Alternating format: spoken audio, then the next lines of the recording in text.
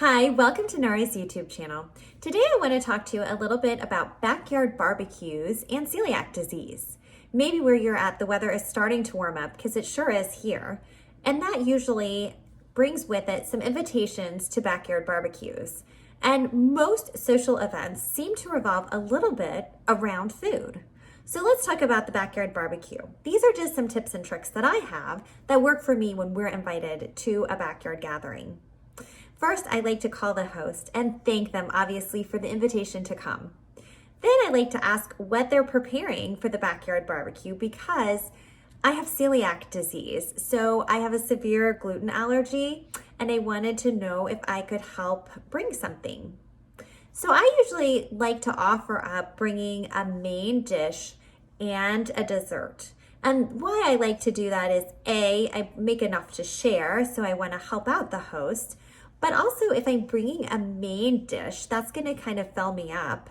And then I don't wanna miss out on sweets, so I'll bring a dessert as well. And having a main dish and a side dessert usually is enough to keep me socialized and eating and full. I will typically eat before I leave for a backyard barbecue, so I'm not starving or hungry, or perhaps, there's not gonna be anything else there that I can eat that is safe for me, then at least I will have eaten before I've left. Now, let's say this host, once you share that you have celiac disease, maybe they want to make you something that's safe. This opens up a great conversation about what celiac disease is, but not only what it is, but how they can prepare something that would be safe. You can offer up, if they just want to purchase some items, that are safe for you. Maybe they'll ask about chips or some items to put on the grill. Some safe items that I find that are easy to do on the grill is a plain hamburger. But please remember, grills are a great place for cross-contamination. So this is a great time to share what cross-contamination is. So if they just want to throw a plain burger with nothing on it on the grill, ask if they could put a piece of foil down.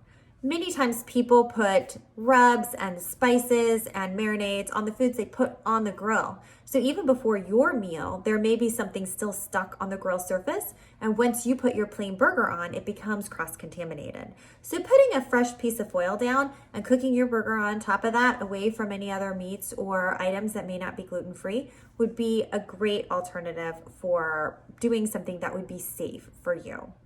If they want to make a side dish or something that is safe for you, I often like to just see if they're baking anything. Flour stays in the air up to 24 hours and can land on surfaces. So I like to see if they've baked anything, because sometimes they'll say, could I put out a fruit or veggie tray? Great, just make sure the surface that they're cutting on is clean and that they haven't, baked anything in the last 24 hours so it's not sitting in the air or on the surfaces that they're cutting on. So those can be some really safe alternatives, and some hosts may be very familiar with food allergies and may be able to do other things, but I always just like to talk through what those items are, just make sure they're safe. And again, just thanking my host for either allowing me to bring a main dish and a dessert to share with everybody, which will help make me feel included, right? Because everyone will be eating those items as well as myself or my family. But asking if those items can be placed off to the side, making sure that there isn't a shared spoon with gluten items, making sure perhaps that I may just grab those foods first. So those are things that I like to ask, and most people are very, very accommodating when you share those items with them, and you're able to participate in a very safe way.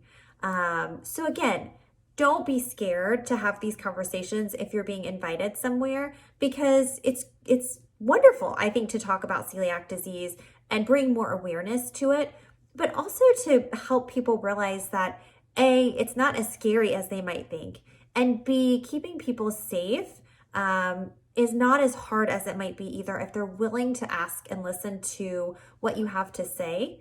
But also if you're willing to help out, a lot of people are very happy and eager to accommodate. So these are a few of my tips and tricks if you're looking to go to a backyard barbecue. Thanks for joining me today, and come back again as we have other discussions regarding celiac disease. Thanks so much. Have a great day.